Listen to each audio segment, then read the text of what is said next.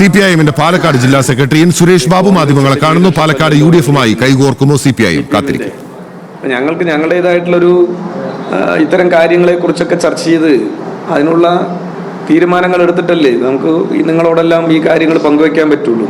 അല്ല ചാടിക്കേറി എനിക്ക് വല്ലതും പറഞ്ഞ കാര്യങ്ങൾ പോകാൻ പറ്റുന്ന കാര്യമല്ലല്ലോ. ഇതിനെല്ലാം തികച്ചും ഒരു രാഷ്ട്രീയമായ കാഴ്ചപ്പാടുകളിൽ നിന്നുകൊണ്ട് മാത്രമേ നമുക്കിതെല്ലാം തീരുമാനിക്കാൻ പറ്റൂ. അത് പാർട്ടി നേതൃത്വവും ജില്ലാ നേതൃത്വവും എല്ലാം വളരെ കൃത്യമായി ചർച്ച ചെയ്തതിൻ്റെ അടിസ്ഥാനത്തിൽ മാത്രമേ അതല്ല എനിക്ക് പറയാൻ കഴിയൂ. അല്ല, അതാണ് ഞാൻ പറഞ്ഞത്. അത് എനിക്ക് പറയാൻ സാധിക്കില്ല.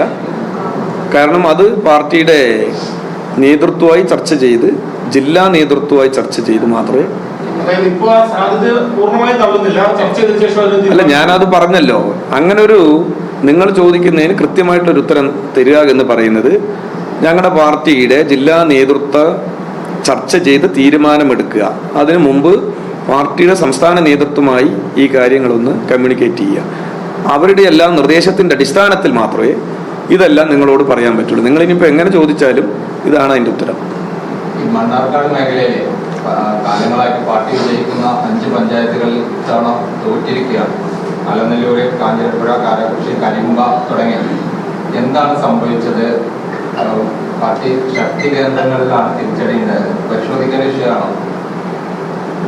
അല്ല, അത് എനിക്ക് തോന്നുന്നത് നിങ്ങൾ മനസ്സിലുദ്ദേശിച്ച ലക്ഷ്യമൊന്നും അല്ല അത്. മനസ്സിലായില്ലേ?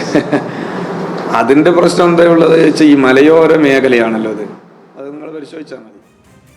ശരി, പാർട്ടി തീരുമാനിക്കും എന്നുള്ളതാണ് അദ്ദേഹം പറയുന്നത്. എൻ സുരേഷ് ബാബു പാലക്കാട്ടെ സിപിഐഎം ജില്ലാ സെക്രട്ടറിയാണ് മാധ്യമങ്ങളെ കണ്ടത്.